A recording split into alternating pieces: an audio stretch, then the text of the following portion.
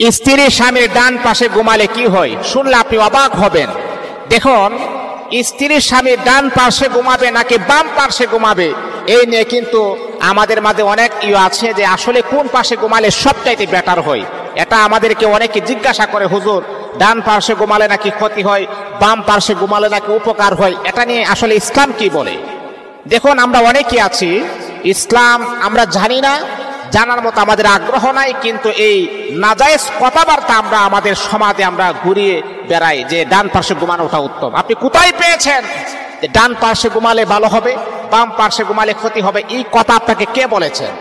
আজকে আমরা কোরআন থেকে জানবো, হাদিস থেকে জানবো আসলে এটার সঠিক মতামত কি, এটার সঠিক ডিস্টেন্সটা কি, পার্থক্যটা কি। দেখুন, আল্লাহ কোরআনে আমাদেরকে জানিয়ে দিয়েছেন, হুন্না লিবাসুল লাকুম ওয়া আনতুম লিবাসুল লাহুন। স্বামী আর স্ত্রী হচ্ছে একজন আরেকজনের জন্য